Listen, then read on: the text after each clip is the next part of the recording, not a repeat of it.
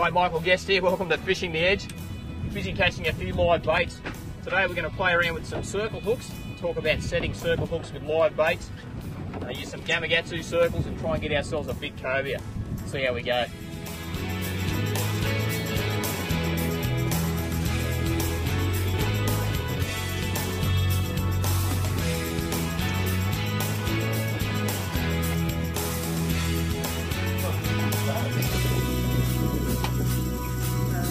And I've just dropped a nice bait down and it's turned into a really nice cobia here. One thing it's really important when you get a big fish up the side of the boat, this is quite a nice sized cobia, probably 15 kilos. Just take your time. Worst thing you can do is try and rush. I've actually backed that drag off a little bit there now. We're not in a big hurry. That fish is still pretty green. Got him on reasonably tough tackle. Right, Barney, grab that net, mate, so we can get this cobia in. There's that circle hook right in the corner of the jaw. All right! Good stuff, mate. How good is that? Today we're talking about circle hooks, Barney, and that circle hook. If you have a look there, show everyone at home. There's that circle hook. I'll just stick my thumb in there, pinned right perfectly in the corner of the jaw. Now that's a Gamakatsu circle hook. There it is out, chemically sharpened. It's done a great job.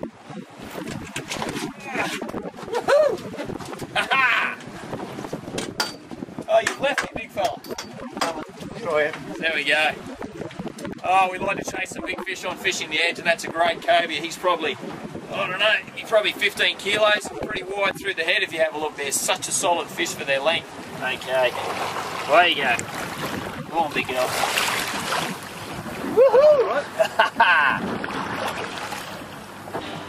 Circle hooks are a great invention, something that came from the longliners in the first place, the tuna longliners, so that when the fish came up and ate the bait, turned its head, that circle hook's designed to lock into the corner of the jaw. Use them a lot for game fishing, for marlin, but they're also great for all sorts of species, bream, snapper, cobia, kingfish, and certainly Gamakatsu makes some fantastic chemically sharpened ones. Here's one here.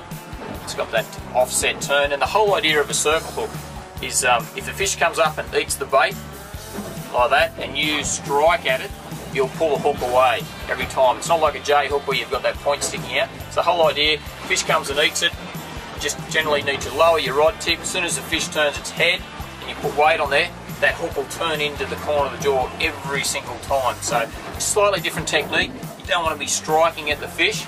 You just need to let it load up. And you can see there, what's that circle hook?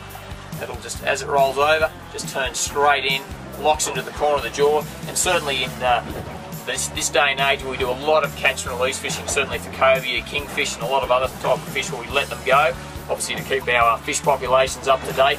Then circle hooks are 100% the way to go because you're hooking them in the jaw, not down in the gills and down deeper. So yeah, awesome stuff. Give those a try.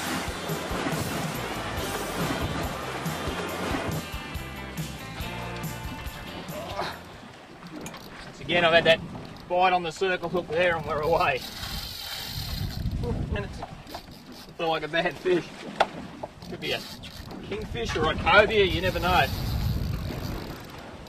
So important with circle hooks not to strike. I can't emphasise that enough. So I've had a bite there on that live bait, kept the rod tip high. As that fish is bitten, just slowly let that rod tip load up. And we'll see the result in a minute, and that hook should be right in the corner of the mouth. Oh, nice amberjack. Beautiful amberjack. Woo! Good stuff, Nick. Ah, nice amberjack. And there we go.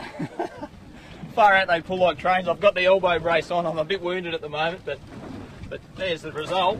Oh, that's a great amberjack. Solid that fish is. He's probably 6 kilos, I reckon. Maybe a bit better.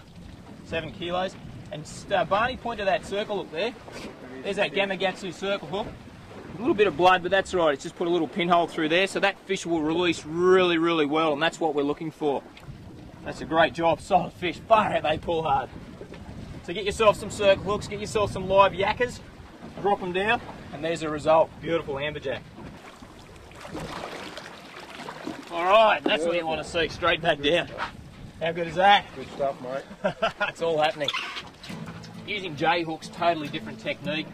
You feel the bite, there's the bite, bang, strike up as hard as you can to try and really set that hook. Circle hooks is the exact opposite. So I've got that rod tip set fairly high, so I've got a big, probably greater than a 90-degree angle there now with the rod tip. I've just got that livey sitting just above the bottom. When I feel that bite, rattle, rattle, rattle, I just lower the rod tip down, and as that fish pulls, loads up, and we're away. But you've just got to make sure that fish eats that bait. He'll turn his head. Once he turns his head, that circle hook gets that opportunity to really lock into the corner of the jaw. And the great thing about that too, and it works really well in deep water situations too, circle hooks, is once that hook's locked in, it's really hard for it to come out. Whereas with a J hook, just in deep water, it's quite easy for them to rattle out. So try that technique, and I'm sure you'll have some success. Go now, bud. Woohoo! Go, Barney.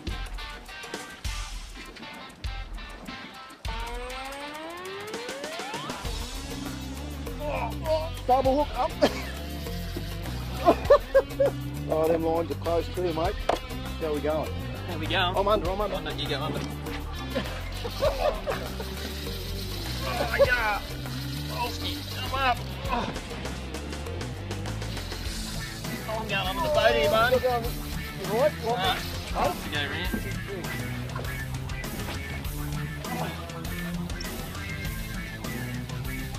Look at this circle up here. Nailed him again.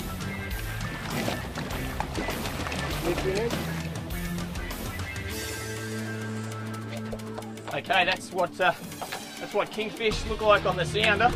So it's a matter of dropping that circle hook and bait down. Barney's just pulled a nice little king out, and I'm hooked up as well. And might be a slightly better one this one. Once again, it's just the importance of electronics. Drop your baits in the right spot. Oh, it's a good sandbar. Woo! All right. Yeah. Good sandbar, mate. Oh, woo! Yeah, baby.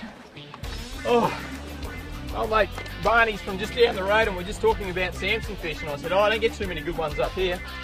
But I got to tell you, that's a quality sandbar. Look at that for a beautiful fish. So there you go. I think we've just about completed all of the big, hard pulling creatures from the deep. We've got the kingfish, the samsonfish, the cobia, and of course that great amberjack.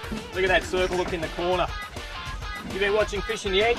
It's Guesty and my best mate Barney here. We're having a fantastic time catching some great fish. Hey, it's always time for one last cast. Let's let this bloke go and get another one. See you next time.